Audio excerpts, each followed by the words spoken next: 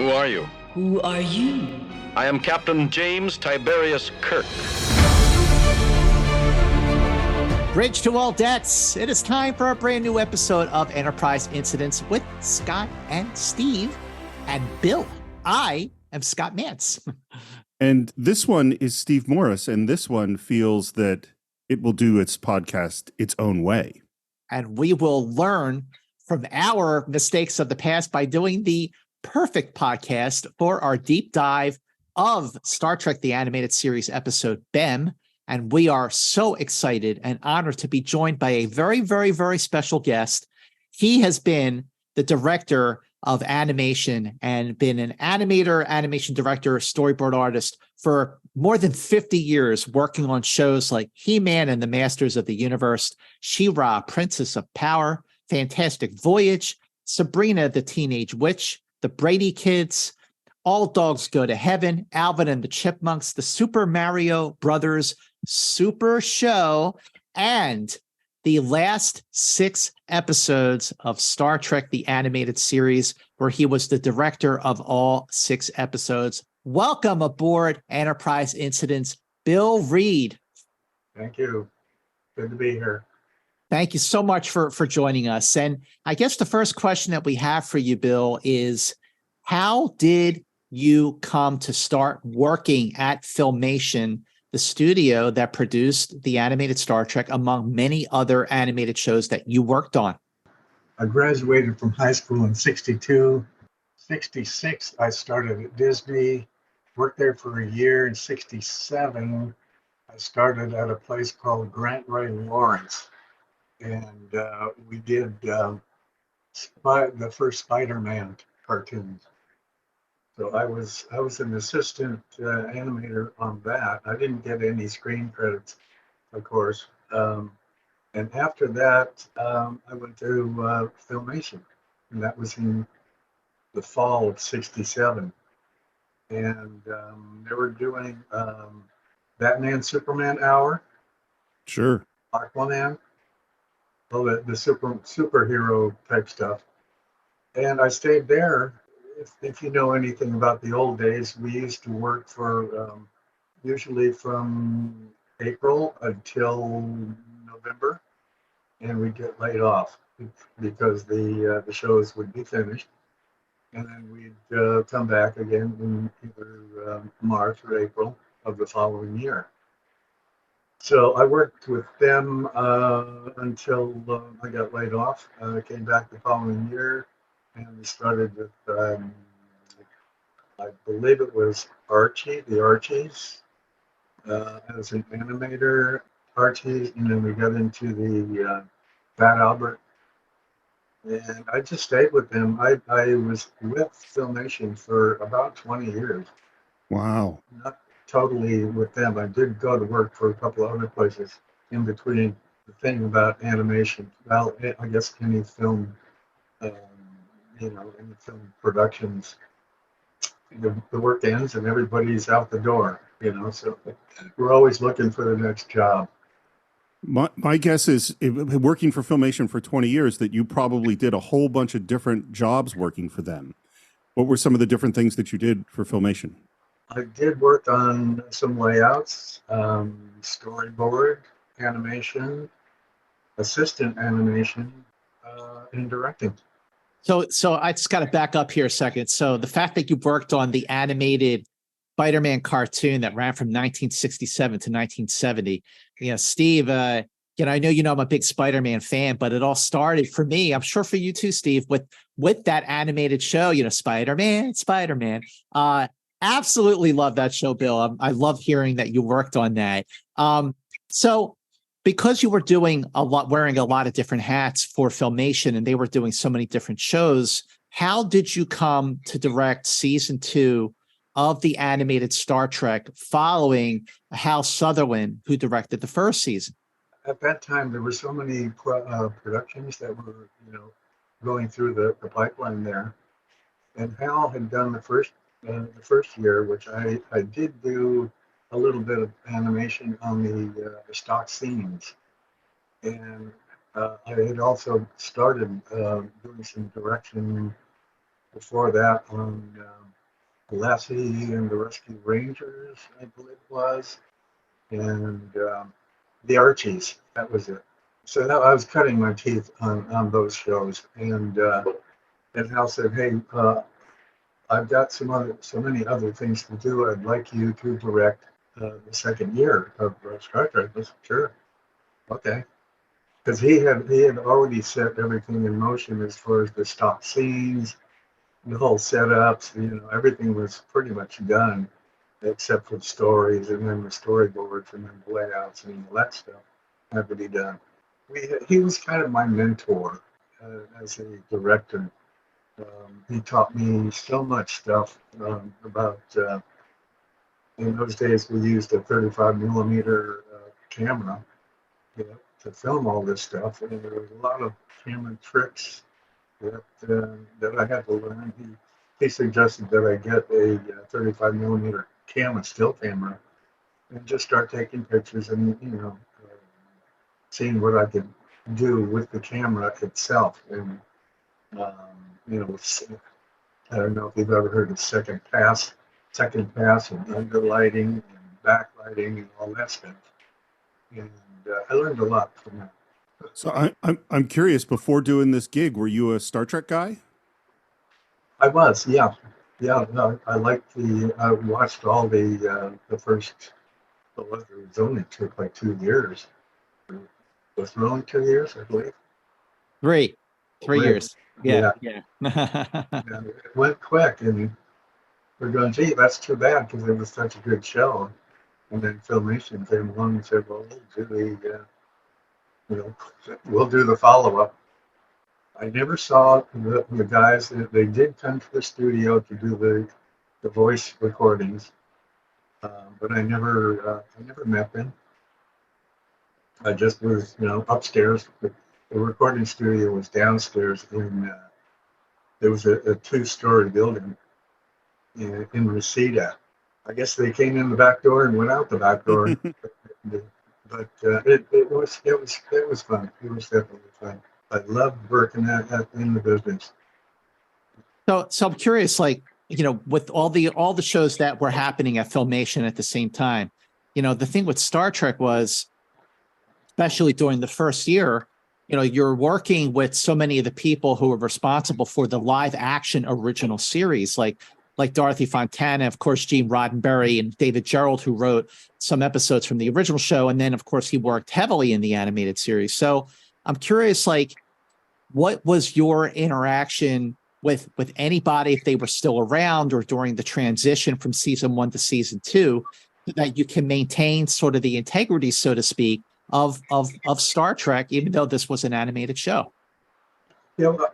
Personally, I did not have any contact with Fontana or any of those people. That was mostly with Hal and Lou. They were the ones that they did whatever the way the original Star Trek was meant to be, conveyed that information to us, and we followed through, as best we could. But they were the ones that had the contact with them. I was just I think I was 31 years old at the time. Just a young punk kid learning the business. What about William Shatner and Leonard Nimoy and DeForest Kelley? Because obviously they were still, recording their voiceovers. Did they come into the studio to do it? Did they do it on location? How did you sort of work all that out? Because I understand that many times they were not in the same room doing their voiceovers.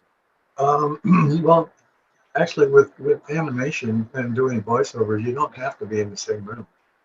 It could be a week later that, when Shatner could come in, and then Nimoy could come in 3 days later and do his, lines.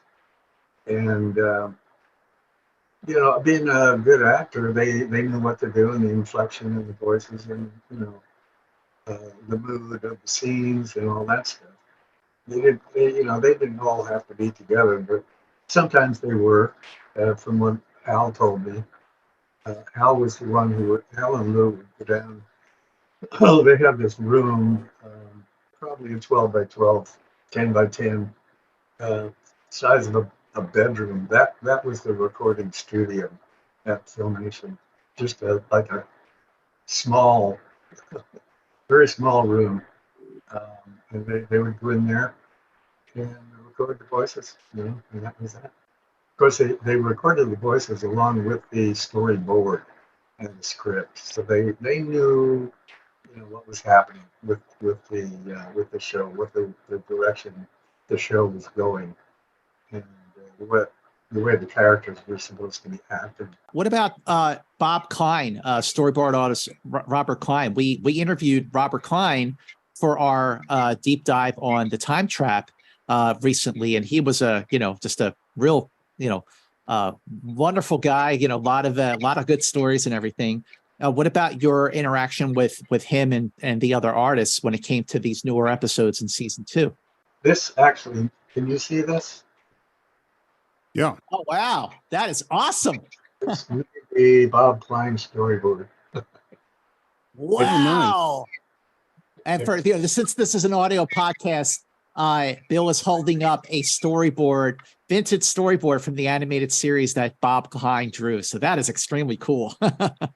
If there's any chance that you could take just a photo of that and we could post it up on our social media so people could see what we were looking at, that would be super cool. Yeah, I could do that. There are several pages here. I think I've got 10 pages of this. This is Star Trek number 22. Oh, this is the How Sharper Than a Serpent's Tooth.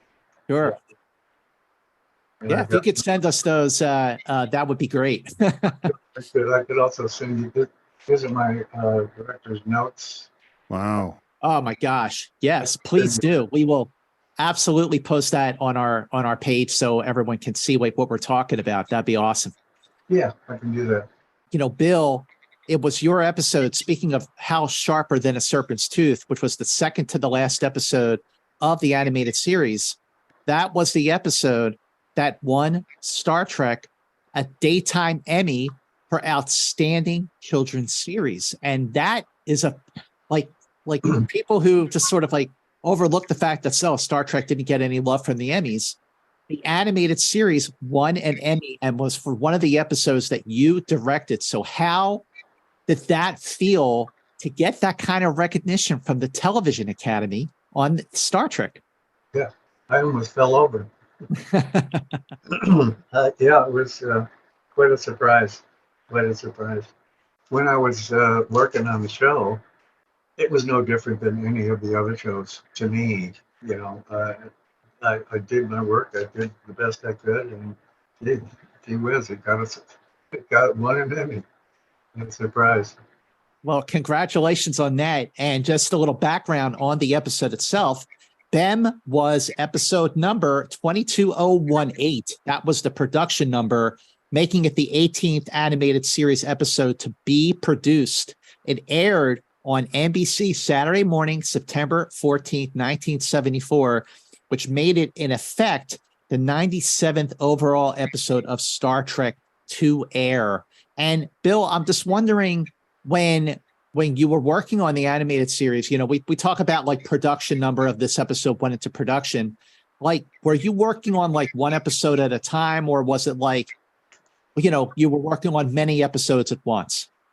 Well, the way it worked is I would get the exposure sheets and storyboards, and I would be assigned a certain amount of, a certain number of animators to work with me. I would hand the work out.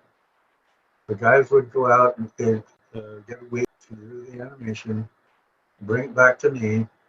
I would look at it, approve it, or tell them I want this or that changed. And after that, it would go to the assistants. The assistants would do their work. Then we'd go to ink and paint. And during that time, the backgrounds were being painted. And as the stuff was going through down, well, we called it downstairs because that's where the assistants were. I would be then given another board. So, okay, we've got one show that's already in production. while I'm doing another show. Okay, I started another show. The other one is kind of going through the pipeline. And so I could have had, 2 or 3 shows going through at the same time, Yeah. kind of overlapping. After the shows went to the camera department, they'd shoot the shows, the scenes. Editing would put them all together, and then we'd do what we called dailies. We'd watch the dailies. They would show the scenes, the stuff that was already done with the voice, and I'd go through it for retakes. If stuff didn't look good, I'd have to retake that scene or this scene, or kind of cut little sections out here and there. They call it tightening it up. Then I'd go back and I'd be working on a different show, and while I'm doing that one's going through. Wow. If I didn't have something to work on, I'd just be sitting there for a week waiting for the show to go through. So naturally, it was a natural thing. Give me some more. Give me some more. Give me some more. I want some more. Well, I assume time pressures, the way that show was running, were pretty tight at the time. Yes, very tight. They all were. Oh, sure. We worked on the idea that I think in the middle of September was the air date when all the shows would come on, and we had to have at least a couple in the can. Well, Bill, when you rewatched the episode to prep for your appearance here on Enterprise Incidents, I was wondering what you thought of the episode during your rewatch. I thought it was okay. It was acceptable. Some of the lip sync was off, but I kind of blame Paramount for that. I've watched stuff on Paramount, and their lip sync is always a little bit off here and there. When I watch stuff like that, I look for retakes. I look for mistakes, and I saw a few, but it was so simply done. It was almost like a moving comic book. Yeah, it's a good way to describe it. They didn't move much because of the budget. The budget was very small for that show. They didn't think this animated thing would go for cast one, another year. They didn't have any idea. I didn't either that it would be such a. That's the reason why we did the stock scenes, the close-ups, the walk scenes, the run scenes, to be reused over and over and over again. And we know. yeah. What was it like for you during your rewatch of Bem? What did you think? I liked it. I liked it. I hadn't seen that thing in 50 years. It was actually a kind of brought back some memories of hanging around the place, shooting the crap with the boys and all that stuff. Steve? I'll tell you, for me, this one was a weird one because as an episode as a whole, I found it to be very uneven, but I went into an issue, like a theme that I'd never seen before in Star Trek that I totally recognize, which is what it's like to have the arrogant, incompetent person suddenly on your team making bad decisions. I was like, oh, I've dealt with that. That is a very non-Star Trek-y sort of theme. And it was really, I had a strong emotional reaction to that character in this episode. Yeah. So this episode during my rewatch and Bill, Steve and I have seen the original series episodes like hundreds and hundreds and hundreds of times, but the animated series, I hadn't really watched it repeatedly over the years until we started covering the animated series on our show here. So when I go back and rewatch them, it's like I remember things about them, but I'm also seeing them with a completely different set of eyes, having different perspectives, and even an epiphany on this one, which I thought was an excellent episode of the animated series. It's a lot of action. It was ambitious. There are some big ideas. It's even a little bit cerebral, but here you have the Enterprise crew doing something they didn't really do all that often on the original show. Is they are exploring a strange new world.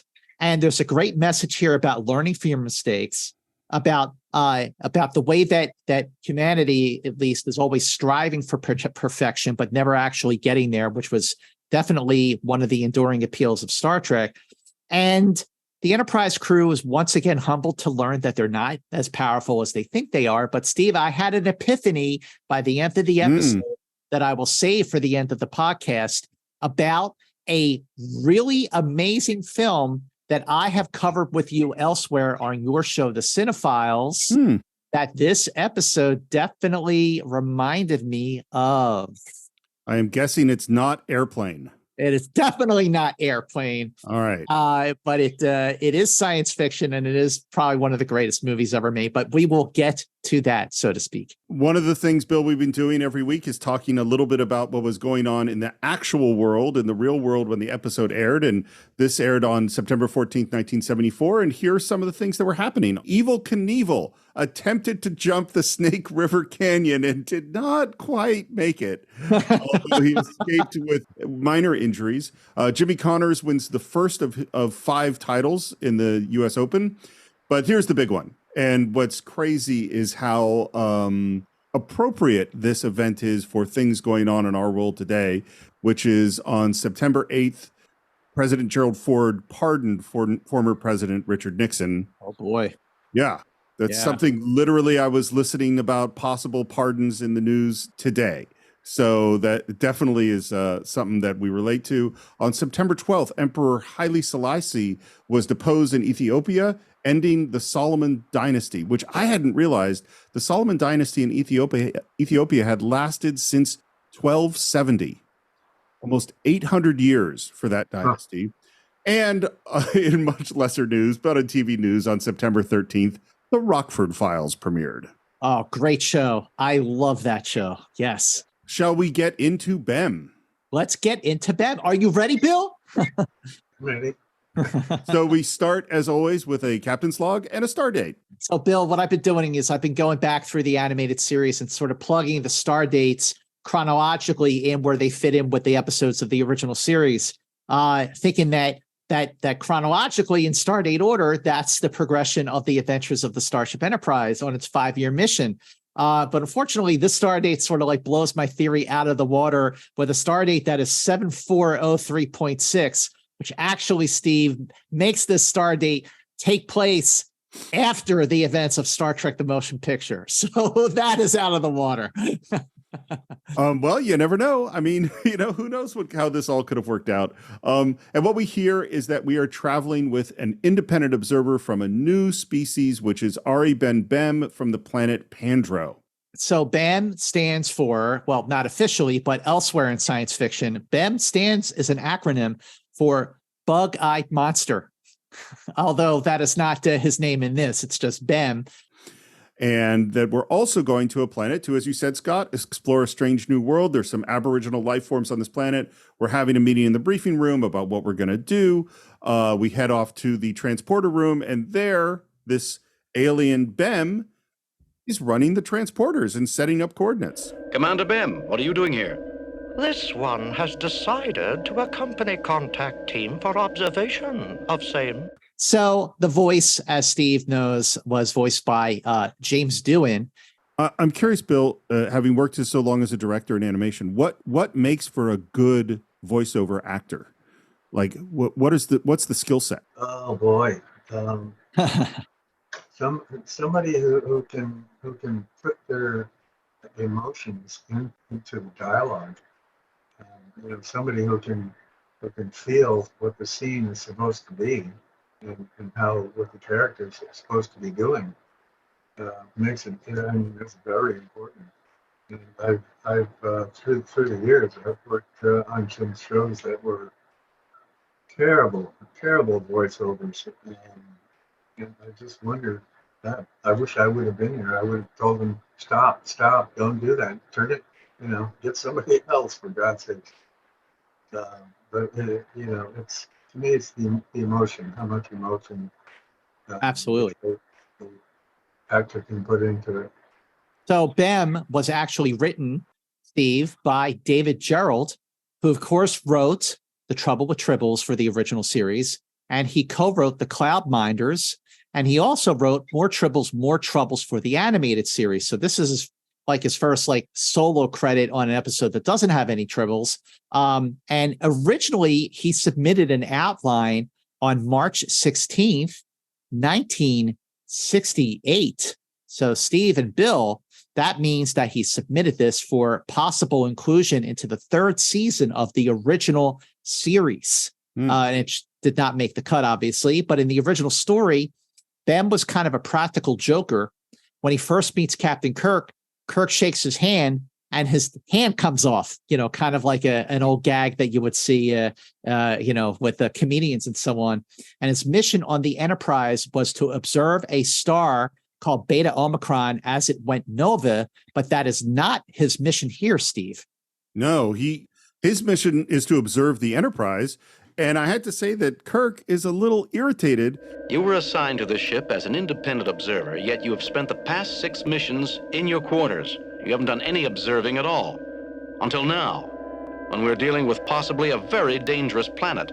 Dude, Scott, I had such a reaction because there's so many people who want to work in the film industry. As I taught film school, and with no hard work at all, with no experience, they want to sit around fantasizing about doing the job and then just hey, give me a directing job.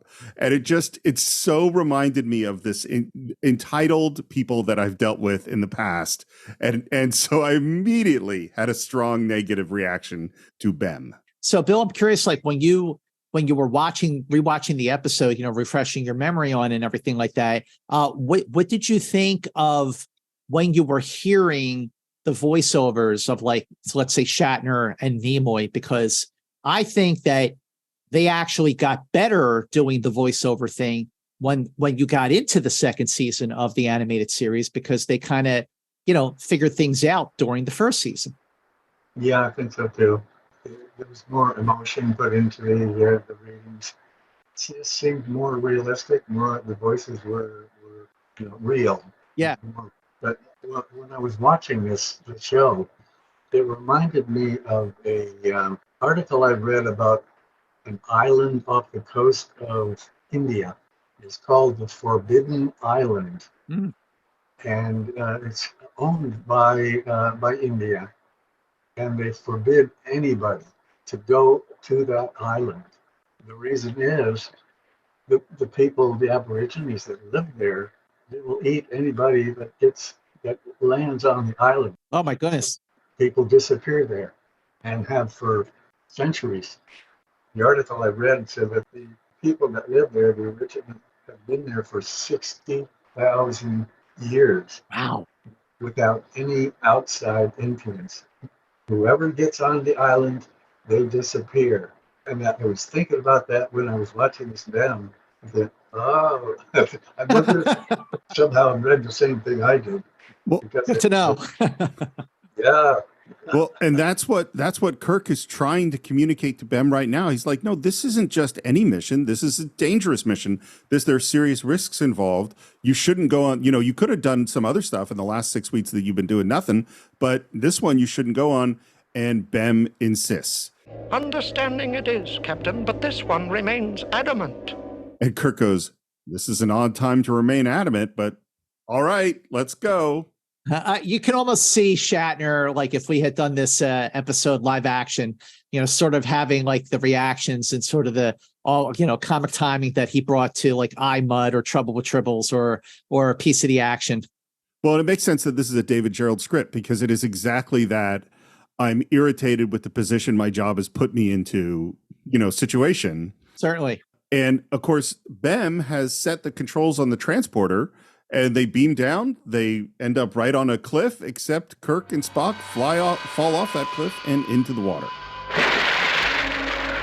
That was kind of funny to see that it was off like that, but of course that was deliberate. But finally we see kind of the danger of the transporter being right on. What did you think of that moment, Bill? Yeah. Well, I've been there. I thought it was kind of, I could see it coming. Right. Trying to put in a few laughs. Yeah. Into the show. It worked. It did work. I think it is a genuinely funny moment. And Bem jumps in after them, ostensibly to help them. And while above the surface of the water, he's offering his hand in help, below the surface in the water, we see something that I've never seen in any other science fiction thing I can think of, which is his legs walk away from his body, and his legs have little tiny arms that basically pickpocket the Kirk and Spock and steal their communicators and phasers and replace them with other equipment. What did you think of the Bem's ability to like detach his limbs and everything, and they're able to sort of do their own thing, Bill? Yeah, very strange. Very strange. I was thinking of jellyfish. The way jellyfish are, that they're a community, I suppose, of thousands and thousands of cells, and they're all different, but they all work to one. This is one of those things where I think this is a really interesting science fiction idea, but because it's an episode of the animated series and we only have 20-something minutes, they don't really think about what that means to be a life form that is a colony of multiple life forms. And I also go, and I know this is a harsh criticism for the animated series, but something you brought up before, of that really good stories, you should be able to kind of read backwards and forwards, in the sense that if someone does something mysterious when you watch it the first time, after you get to the end and understand everything's going on, when you go back, it should make sense why they did that thing. I have no idea why Bem has dropped him in the water and is replacing their communicators. And because he had to have planned this in advance in order to have fake communicators and phasers. And yet why he's doing any of this makes no sense to me at all. Yeah, I mean, it's established in the beginning of the episode when Kirk first sees Bem in the transporter room that he's supposed to be observing, but he spent like a half dozen missions like in his quarters. Maybe he was building the replica phasers and communicators, but yeah. Why? Why is he doing any of this? I don't know. Yeah. In the future, Commander Bem, you will leave the operation of the transporter to Mr. Scott or one of the regular transporter crew. And then what we hear from Lieutenant Uhura is that there is some sort of space anomaly that is like 1,000 kilometers away. And they say a term, and I got to learn something new, which is they say it's Brownian movement only. And I was like, Brownian movement? What does that mean? I'd never heard that. That means it's movement with no discernible direction. So, Bill, I'm curious, what was your take on how the animated Star Trek did not talk down to its audience of probably kids watching on Saturday morning, but was actually a very intelligent show with some kind of heavy themes for what the audience might have been used to on a Saturday morning? It really wasn't aimed at kids. It was aimed at adults. It's pretty obvious, because looking at some of the other shows that were on at the same time, we're all, furry little animals or funny little, characters. And here's Star Trek. I'm sure that it was written for adults and produced for adults. Yeah, sure was. And one thing that's happening that's very subtle, but as I'm watching this go on, because we're in contact with Uhura, is I suddenly go, is Uhura in command? Yes, she is. Uhura, once again, in command of the Enterprise after the Lorelei signal. But there's a difference here, Steve and Bill, is because in the Lorelei signal, Uhura took command because the men were incapacitated.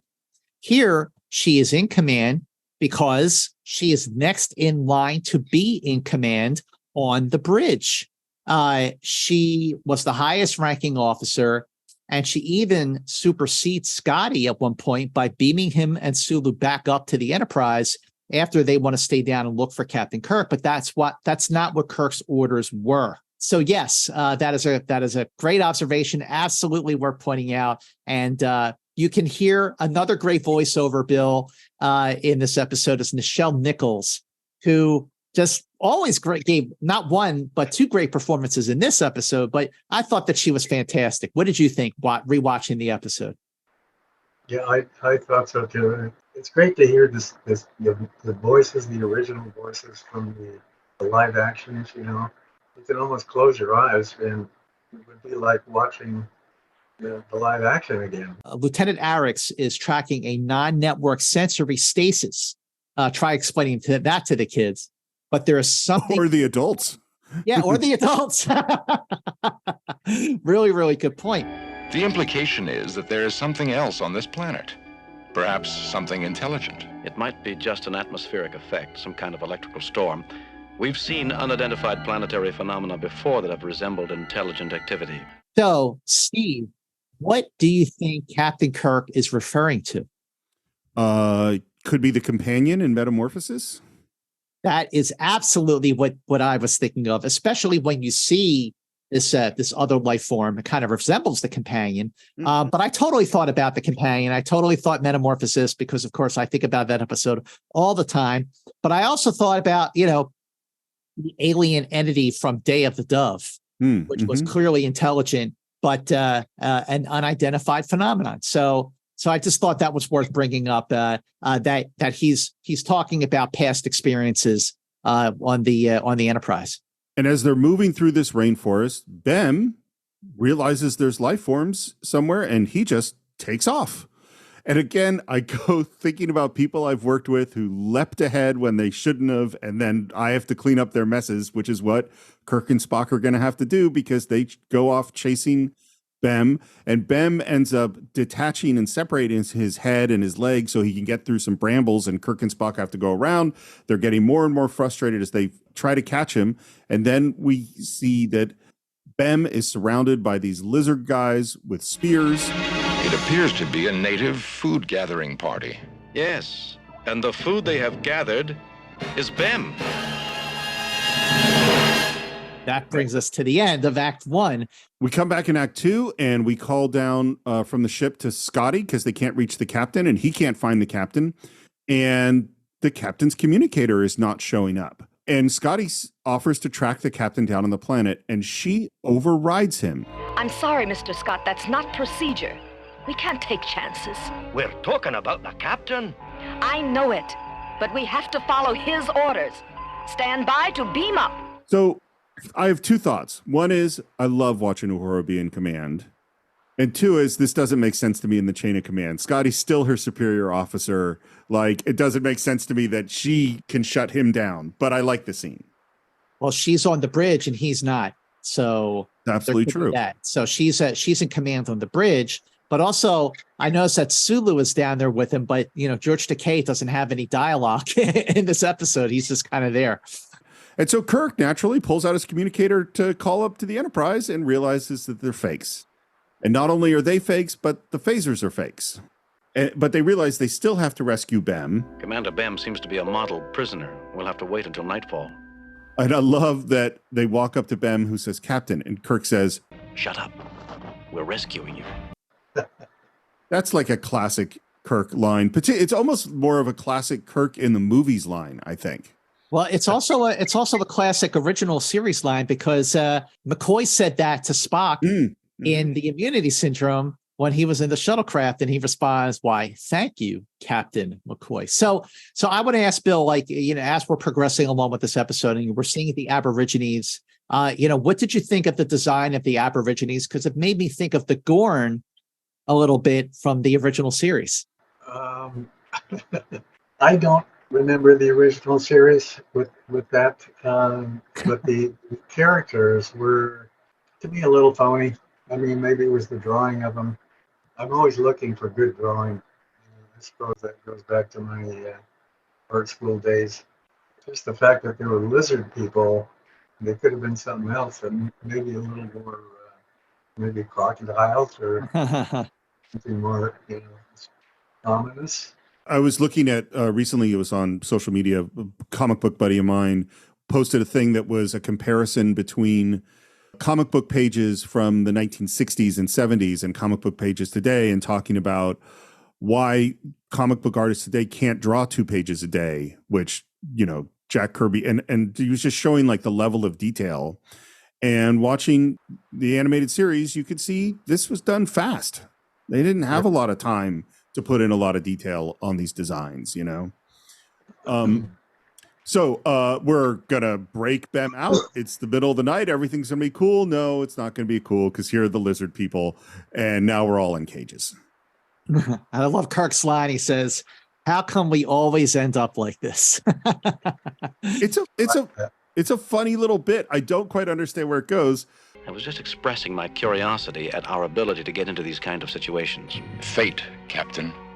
fate. It's like a joke that lands flat to me. Like I could see like you were trying to have Spock make some kind of a joke and it doesn't quite deliver. Commander Bem, I'm afraid that we're not going to be able to rescue you. Good intentions, Kirk Captain, are not enough. Now this is where Bem just starts insulting Captain Kirk like this is all his fault. Yeah. And Kirk is getting irritated. Starfleet told us you were best captain in fleet. Actions to date belie this. Commander Bem, you are responsible for the situation we are in. You disobeyed orders by running off. And what's so funny, again, it goes back to me being a teacher. I once had a student who royally screwed something up and had not come to class the day that we had taught the thing that he screwed up. And he said, look, I'm the student, you're the teacher. If I don't know something, that's your fault. And I just was like, oh yeah. You know, it's so much entitlement. And that's all I can think about when I'm watching Bem. It just is irritating me. I don't know how you did it. You replaced our phasers and communicators with phonies. You place too much dependence, Kirk Captain, on phasers and communicators. Either one could solve our problems right now. If that is all. And Bem, pulls out the phasers and communicators he took, and then he separates in order to give them back to them. And now they realize that Bem is a colony creature. A colony creature. Very interesting. Consider yourself under arrest. Protective custody to keep you from any more escapades. Mr. Spock, keep watch. Kirk fires the phaser to break them out, and the lizard people show up and they charge, and we start to fire on them, and then we are engulfed in this strange color, which I agree, Scott, does remind me of the companion from Metamorphosis, and we hear Nichelle Nichols' voice. No, do not use your weapons. So, Bill, like now you have this second voiceover from Nichelle as this godlike alien entity. So what did you think of her performance, her vocal performance in this capacity? You know, I had a hard time understanding what she was saying because her voice was so weak. Yeah. Being the one in charge, she should have had a stronger voice. That, you know, that's my thoughts on that. And well, she's had a very sweet voice. Although at one point she did get angry. What they didn't really convey what we call gravitas, you know, of somebody in that position. What gives you the right to intrude here? This planet is not for your use. My children are not for your tests. Your weapons will be nullified. That is like a strong non-interference. Like, this is why you have a prime directive. You should not be mucking around here. Right. Now right. while this episode is going along, you know, you're with Bem and you're with the Aborigines on the planet, and it's obviously very, very primitive. And then boom, out of nowhere, you've got this godlike alien entity with that is obviously very, very, very, very powerful, like the Organians almost, or like the companions, Steve, like you said. So David Gerrold, who wrote the episode, wrote the part of the alien entity for Nichelle Nichols. And he did that deliberately as a dig against then presidential candidate, certainly he was running for it, George Wallace. So David Gerrold said, quote, when George Wallace, who was a known racist, was running for president, the joke was that he died on the operating table and said, I died, I saw God, and she's black. The idea of having Nichelle play God in a 1970s script just struck me as a very subtle way of doing that joke. Also, Gene Roddenberry gave Gerrold a lot of notes, which included the addition of a godlike alien entity. And as longtime or sort of deep dive Trek fans know, Gene Roddenberry was trying to get Star Trek off the ground, whether it was as a feature film or a brand new series with a story in which the Enterprise meets God. And of course, they sort of met God in Star Trek V, but realized it was not God after all. But Gerrold got a lot of notes, and he said, quote, his notes on Bem were very confusing, and he added elements that pulled the story way off its original premise. That's why it's kind of far out. Yeah, first of all, that doesn't surprise me, because that's what, like, I feel so mixed about this episode, because it's kind of all over the place in terms of what it wants to be. Just on the God thing, it just occurred to me is, even though we've talked about in the episode in Bread and Circuses where they do a play for, it's the Son of God in that moment that I always find a little weird for me personally. What just occurred to me is what Roddenberry's really creating is not a monotheistic universe. He's creating a polytheistic universe because we have all sorts of different gods who we meet along the way between Apollo and the Organians. And this is clearly the god of this planet is this character we're seeing here. And when he creates Next Gen, who's the first main character we meet is another god, which is the Q. Q, absolutely. The networks of the 60s, and they should be very upset by this as they were trying to rein him in. I think it's a really interesting choice. Yeah, they probably he got away with it because it was animated, not live action. Exactly. But Bill, what did you think like watching the episode? You get to this point, and you got the sort of the conflict with Kirk and Spock and Bem, and then the Aborigines, and then boom, here's this like godlike entity. I mean, again, like we said, this was not really aimed at kids. But this is a really far out turning point in the story. Maybe a little too far out for me. It made me think, well, so there is a God and he is a woman. There you go. But she is the God of this planet. It's not like she's the God of the universe, which is kind of confusing because I've been brought up with just the idea of one God. Yeah. I think most of us who are Christians, think, well, there's one God, and that's it. Here comes another one, which is really strange. I don't know, it was very odd. That's why it suddenly hit me like, oh, this is polytheism because the Assyrians can have their gods and the Egyptians can have their gods and the Hebrews can have their God. And it's a completely different way of thinking about how things work. This is the God for this planet. It's very different. But gentlemen, is it the God for this planet, or is this alien entity, this godlike voice, part of a bigger chain, part of a bigger species that goes beyond this planet? And I actually like that there's no answer to that question. That it just is, again, it presents an idea. Well, you have this godlike entity which is overlooking the development of the original natives of the planet, not to be interfered with. And I'm going to save this for the end of the episode when I make my revelation here. But maybe this is part of a bigger picture, and we're only seeing a very, very small piece of the puzzle. And when this color entity shows up and paralyzes all of them, we are going to have something that we had happen in all sorts of episodes of Star Trek, which is Kirk makes his introduction. And he has always said, I am James T. Kirk of the Starship Enterprise. And this time he says something different. He says, I am Captain James Tiberius Kirk of the Starship Enterprise. This is a landmark moment in the animated series. In Star Trek's 57-year history now, because this is the episode where we learned what the T in Captain James T. Kirk actually stood for. Tiberius. Now, there have been sort of like all these discussions back and forth about whether or not the animated series was officially part of the Star Trek canon, but this moment makes it quite clear that yes, absolutely it is, because the name Tiberius was used in many Star Trek novels after this episode aired, and it was also said again 17 years later during the trial scene of Captain Kirk and Dr. McCoy in Star Trek VI, The Undiscovered Country. So not only does Kirk reveal that his T in his middle name stands for Tiberius, but he actually says it 3 times over the rest of the course of this episode. So where did the name Tiberius come from?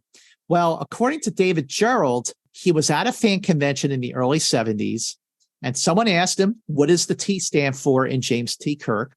And he had just been watching I, Claudius, I guess. And of course, that's where it came from. He just blurted out Tiberius as a joke, just to kind of get a laugh from the crowd. But then he went back and had a conversation with Dorothy Fontana and Gene Roddenberry. And Gene Roddenberry said, yeah, you know what? I like it. Let's go for it. So that is the story of James Tiberius Kirk becoming canon. And the other thing that happens, Steve, that I had an epiphany on is that while Kirk and Spock are being held captive, Kirk says, There are times, Mr. Spock, when I think I should have been a librarian. Because he was a stack of books with legs? thank you.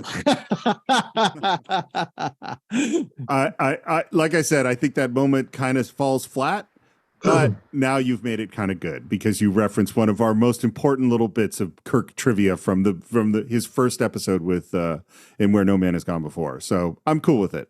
Thank you. Finally. We come back in Act 3 and we ask Eric's on the bridge, have you found the captain? And Eric said, I have located emanations that could be Captain Kirk's and another set that could be Mr. Spock's. But the sensory anomaly has interfered with our detection devices so that positive identification remains impossible. And Uhura says, which means, and Scotty says, I think he said maybe. That is the first moment where I think Eric's really showed a character. Do you know what I mean? Absolutely. I feel like season 2 of the animated series, Eric's was much more prominent as a character instead of just kind of like sitting there in like, the background or the foreground as he was for most of the first season. So Bill, what did you think of Eric's? Here's a navigator with 3 arms and 3 legs and, also voiced by James Doohan. I liked it. I liked the character. Definitely a different looking, but likable. Yep. Ready your security squad. We're going down there. Issue phaser rifles. It's just like, oh, wow, we got some big guns heading down. Literally. Back on the planet, Bem continues to insult Captain Kirk, and Kirk continues to snap back at him. This one judges you not an intelligent commander. Commander Bem, Mr. Spock and I are here because we thought that you were worth rescuing. It was more to preserve the diplomatic relations between the Federation and planet Pandro than from any great affection for yourself. It totally reminds me of how he talks to I forget the guy's name, but in Trouble with Tribbles when he's arguing with Mr. Barris. With Mr. Barris, yeah. I could totally hear David Gerrold's voice in that. So, Bill, I have a question. So, when you were watching Star Trek in the late 60s, what did you think of the chemistry between William Shatner and Leonard Nimoy and DeForest Kelley as Kirk, Spock, and McCoy? Watching the original stuff, golly, they seemed like a pretty good team, although with their differences, they were each their own character. Yeah, for sure. I loved the show within the first 3 years. It was just something I always looked forward to, seeing on the tube. Here comes the Star Trek. So as much as Kirk is getting frustrated with Bem, man, Bem's got some sick burns. Check this one out. Pandro will not have dealings with inefficient and inferior species. You have failed everything you have attempted. You have not rescued this one, and you have not been able to handle local aborigines. Bem is not a fun guy.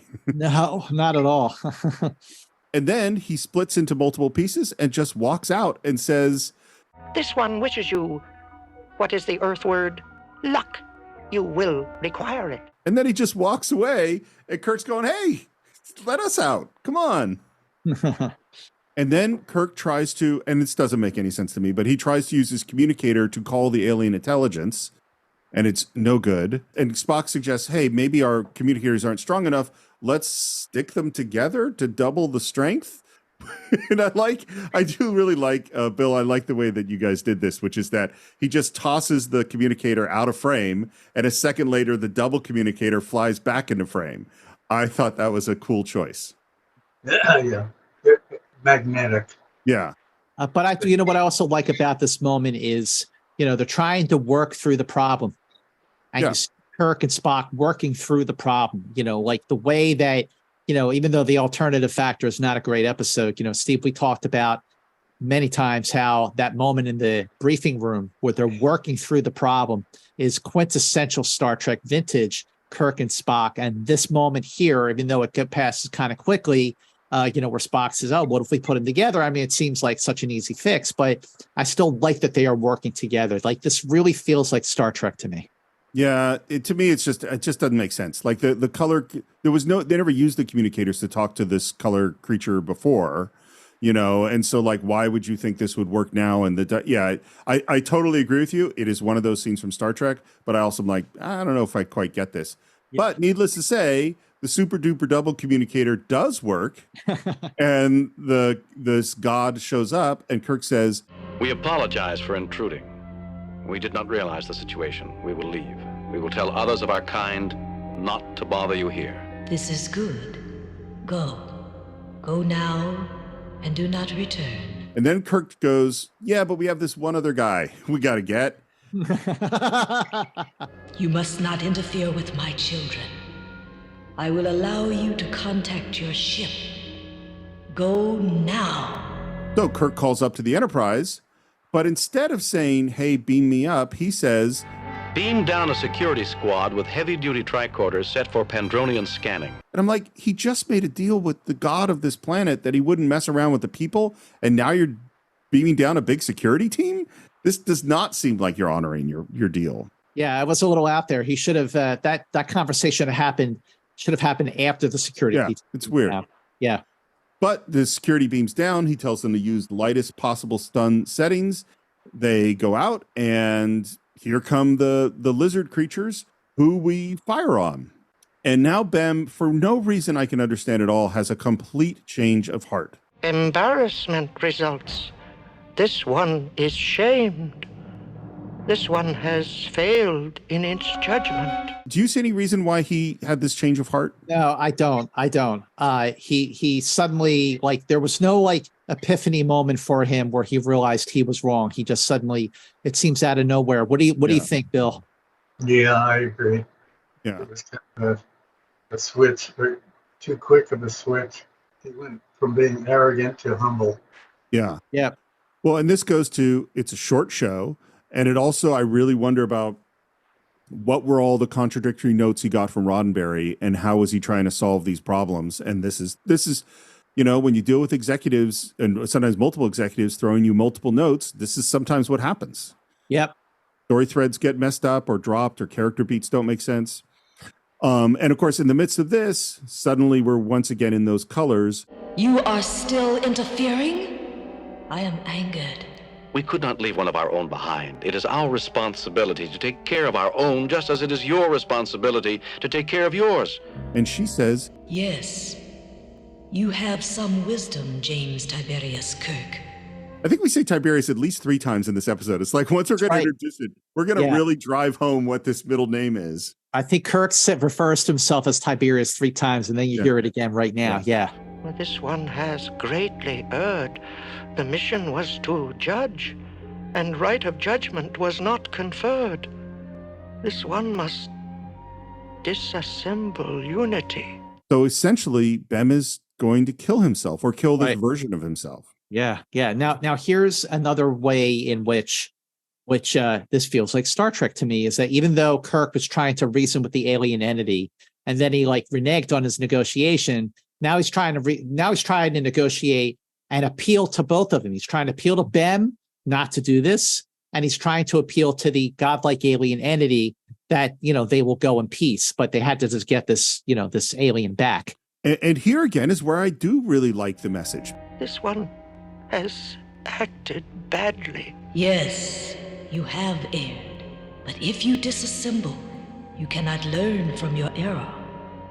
Errors demand recognition so that they will not be repeated. Such a great message. This is perfect for a Saturday morning show, that, to learn from your mistakes.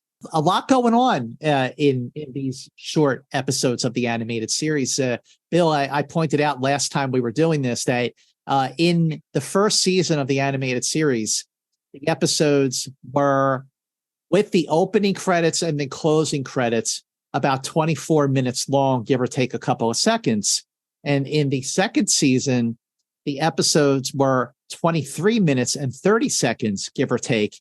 And so you kind of lost 30 seconds of story time in season 2, but still, like, the way that you were all able to cram so much into each and every episode and still have it be intelligent and still have it feel like vintage Star Trek is, I think, what makes the series so worthy, why it has held up over these years, why it's It's been unfairly overlooked in the whole Star Trek canon of it all.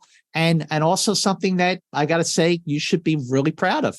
Thank you. So we've had this first lesson of, hey, you need to learn from your mistakes. A great lesson. And now we have a second one. You do not demand punishment? Punishment? What is punishment? Revenge? Intelligent beings need no revenge. Punishment is necessary only where learning cannot occur without it. I love that message. Punishment is only necessary when learning will not occur without it.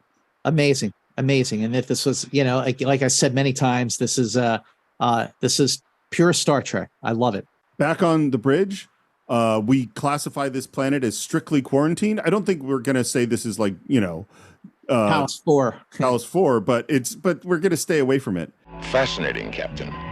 A highly advanced alien entity using this particular system as a laboratory for guiding another race to intelligence.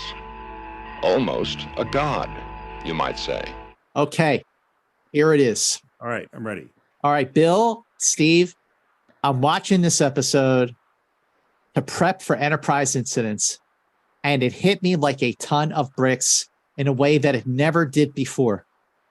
This episode must have been in some way inspired by 2001: A Space Odyssey.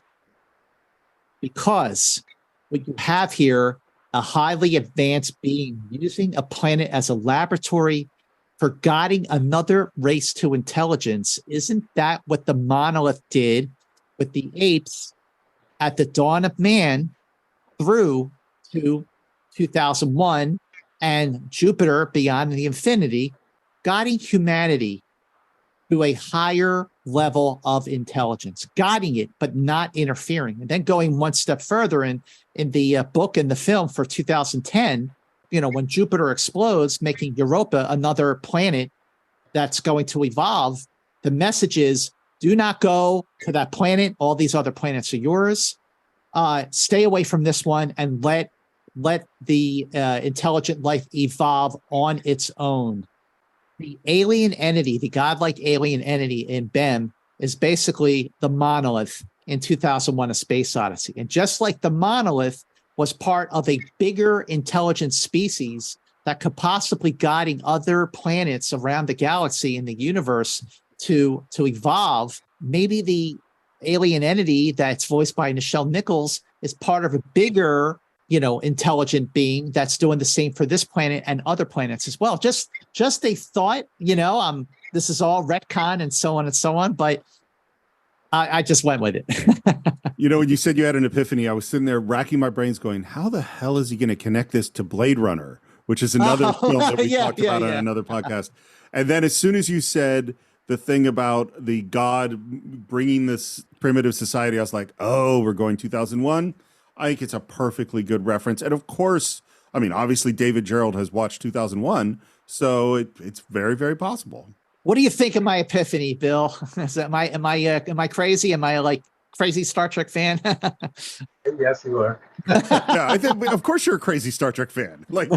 I think that's pretty well established. Mr. Spock, the difference is meaningless. In comparison, we're all still children. And Bem, much humbled now and much changed, says, In this one's case, Kirk Captain, this one is still an eggling. And then the last thing we hear is the voice of Nichelle Nichols saying, Go in peace. Yes, go in peace. You have learned much. Be proud. What a great way to end this episode. Yeah. What did you think of the ending, Bill? I thought it was good. It reminded me of Sunday Mass. At the end, it's God bless you and go in peace. Yeah. Yeah. Sure. With all the shows that you've worked on, Bill, over these years, you are a legend in animation because of all these different shows that you worked on. I just sort of hit the tip of the iceberg at the top of this conversation, but how proud are you of your work on Star Trek, whether it's the work specifically on Star Trek, on how well that it's held up, how well it has stood out over these years, and again, the fact that it won an Emmy? Yeah. The quality of the animation, it's always kind of not been the greatest for me. I wish that I could have done better, but the money wasn't there, and I could not have done anything more than I did. It still looks good. It holds up. The voices are still great, and it'll probably be around for another, who knows, 30, 50 years. Yeah, if not longer. Steve, what about you? What was your take on Bem after the conversation? So I had a stronger emotional reaction to this episode than I have to most of them, not because I think it's a great episode, but because I've dealt with people like Bem, and that is one thing that really, really bugs me. And so I'm glad that Bem learns important lessons, even if structure-wise, I don't think it quite works 100%. It's very uneven as an episode, but it has some nice moments in it. That's how I feel about it.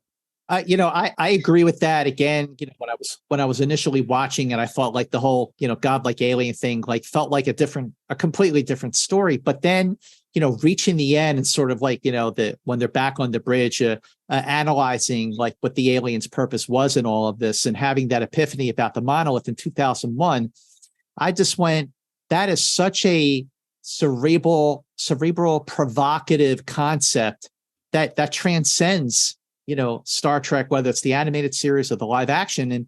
And it just made me go, wow, that this was part of an animated episode of Star Trek in 1974 was really, really a beautiful thing. And again, the power of the voiceovers from Shatner and Nimoy, and especially Nichelle Nichols. I think this is a really, really good episode. There were only 6 episodes of Star Trek in the animated series in the second season, but they're all good, as you'll see as we keep going.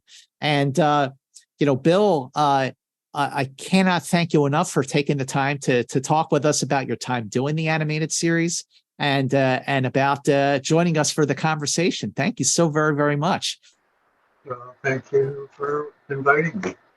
It's always fun to go down the memory lane. Also, when I found you, it was because you are doing artwork that you're selling to people through Etsy. That's how I found, and I was able to reach out to you. So can you tell us a little bit more about this and where people can look at your artwork for sale? Etsy.com, Bill Reed. Yeah, I sell original paintings and then prints of paintings that I've done. And I sell quite a few of my cartoon-based stuff. I've done Popeye and Wimpy and stuff like that, and people love it.